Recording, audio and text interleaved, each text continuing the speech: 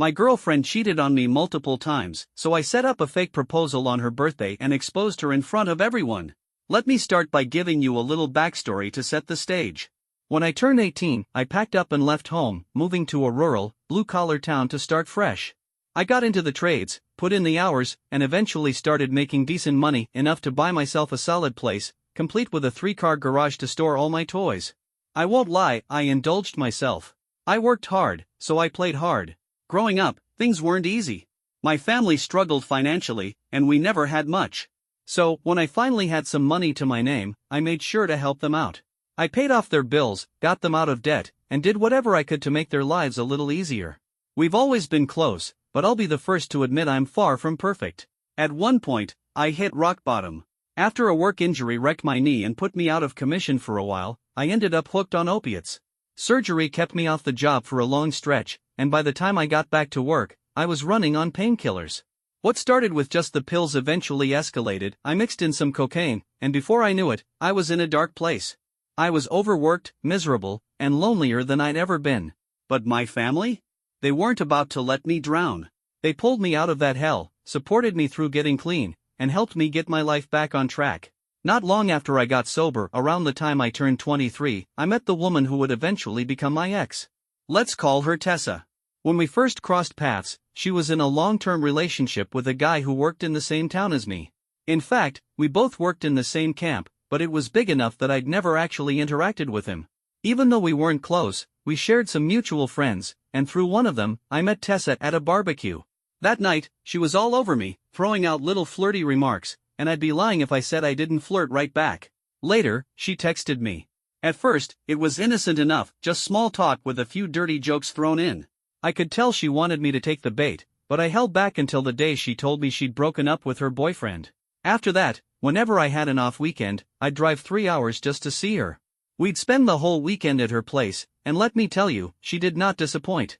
Looking back, she was definitely a little unhinged, but that wild streak gave her an edge that I found exciting. Yeah, I know, bad idea. Our relationship was a mess from the start, and on again, off again roller coaster.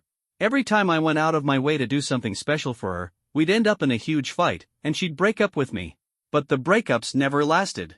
A few days later, she'd show up at my place, seduce me, and then beg to get back together. At some point, it just became our normal. I stopped taking the breakup seriously because I knew she'd be back in no time. She was crazy, and I was hooked on the chaos. It wasn't until much later, after we had gone our separate ways, that she admitted why she kept breaking things off. She told me she was ashamed. Turns out, she had been cheating on me just like she had cheated on her last boyfriend. She called it an addiction, said she lived for the attention and the thrill of sneaking around. The messed up part? I think I got addicted to her, too. A part of me believed I didn't deserve anything better, so I let her treat me like that. At one point, I finally tried to put my foot down.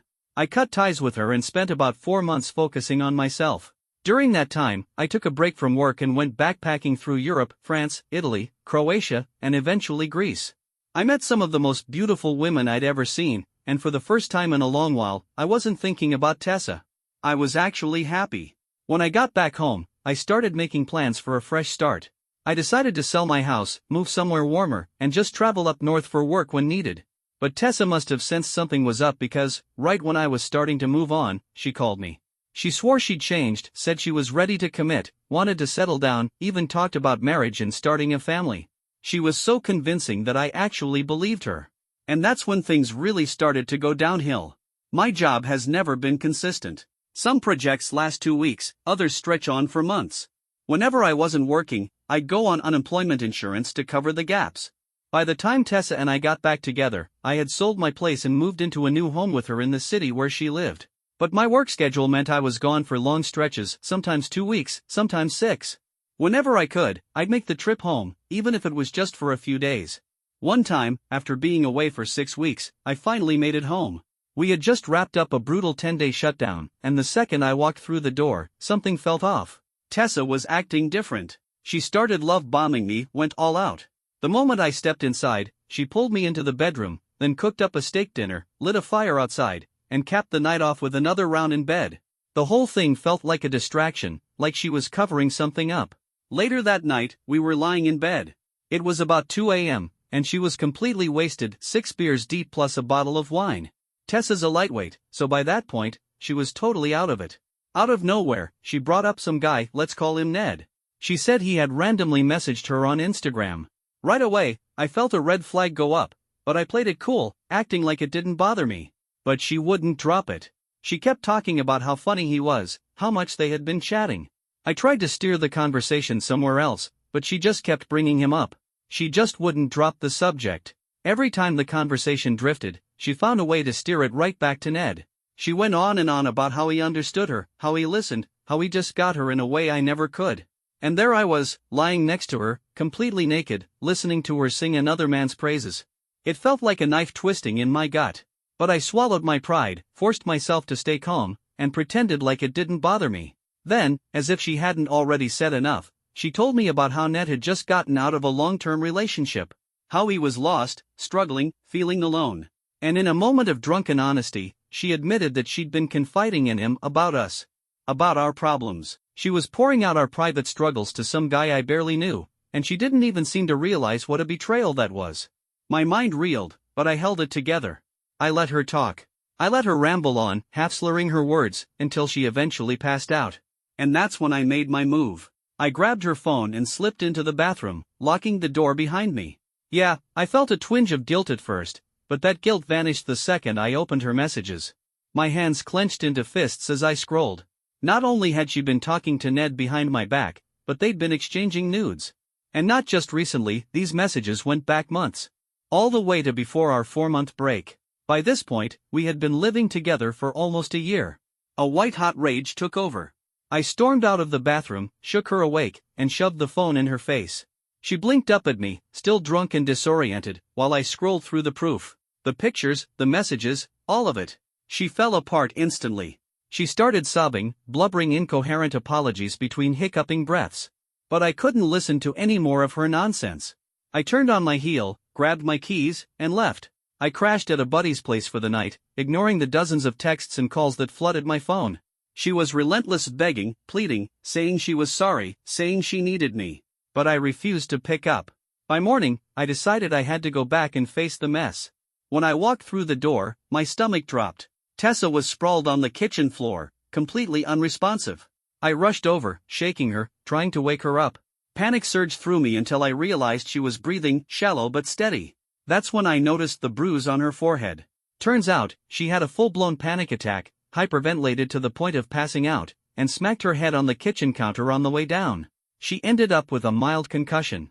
When she finally came to, I demanded the truth. And that's when she broke down and told me everything. She admitted that she had hooked up with Ned right before we broke up, the same week I left for my Europe trip. She said she thought I was catching on to something, so she started a fight and dumped me first. That way, I wouldn't have the chance to be the one to leave her. While I was traveling, she kept sleeping with Ned.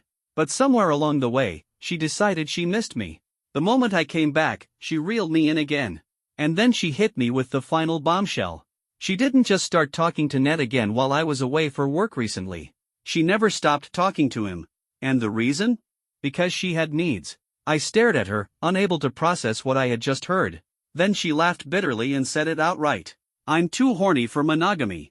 But I love you, and I don't want to lose you. As if that was supposed to make it okay. And just when I thought she couldn't sink any lower, she hit me with one last confession. She had never actually broken up with her ex before she got with me. She had been with both of us at the same time, stringing him along until she was sure I would stick around. I should have walked away right then and there. I should have packed my things and never looked back. But addiction doesn't work that way. And make no mistake, I was addicted to her. That toxic, all-consuming kind of addiction where you know something is destroying you, but you keep chasing it anyway. Just one more hit. Just one more chance.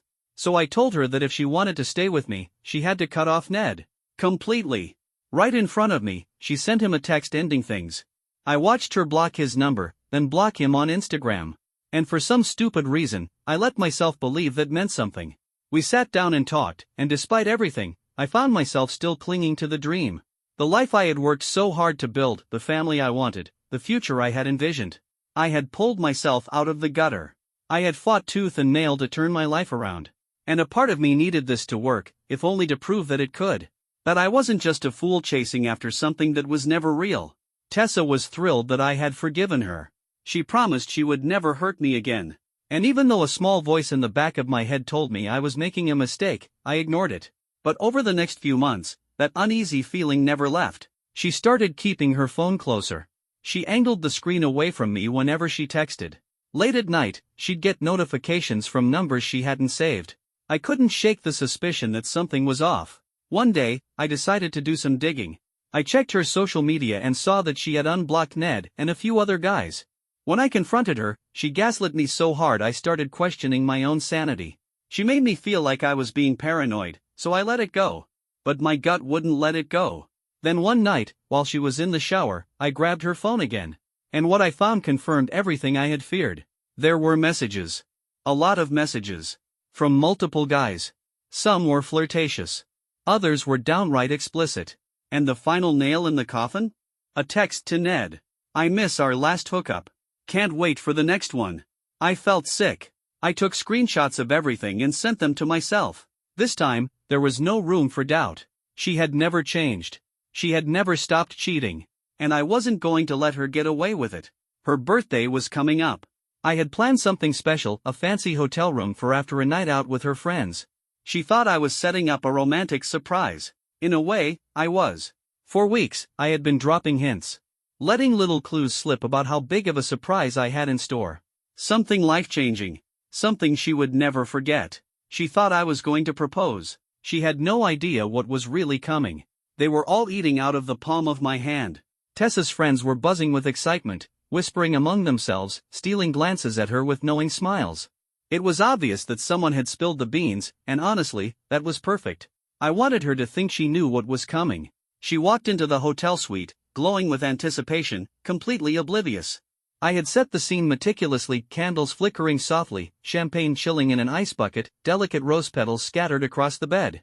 Everything was picture perfect. The kind of setup that made for an unforgettable engagement.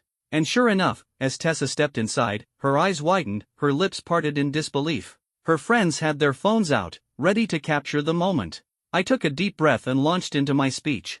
I talked about our journey together, the love we had shared, the dreams we had once built side by side. I poured my heart into every word, watching her soak it in, her excitement growing with every passing second. And then, when the moment was just right, when I knew she was at the peak of expectation, I reached into my pocket. Her breath hitched. The room went dead silent. I pulled out papers. Not a ring. Not a velvet box. Just a simple stack of printed-out pages. A murmur rippled through the crowd as I handed them to her. Confused, she took them and began to read. Her expression shifted in an instant. The excitement drained from her face, her hands starting to tremble as her eyes scanned the pages. I didn't need to say anything, the truth was right there in black and white. Every message. Every explicit conversation. Every betrayal. The room, once filled with laughter and excitement, grew painfully silent. And then I spoke. "This is what you've been doing behind my back," I said, my voice steady. "Cheating. Lying. Betraying my trust." Tessa's friends, who had been so eager to record what they thought would be a proposal, now looked on in stunned silence. A few of them glanced at each other, their expressions twisting from joy to disgust. Tessa lifted her head, her eyes burning with a mix of anger and humiliation. "You bastard," she hissed, her voice shaking. Then, before I could react, she lunged at me, hand raised, ready to slap me across the face. Luckily, one of her friends stepped in, grabbing her before she could land the hit. She broke down in tears right then and there, sobbing in front of everyone. I didn't stick around to watch.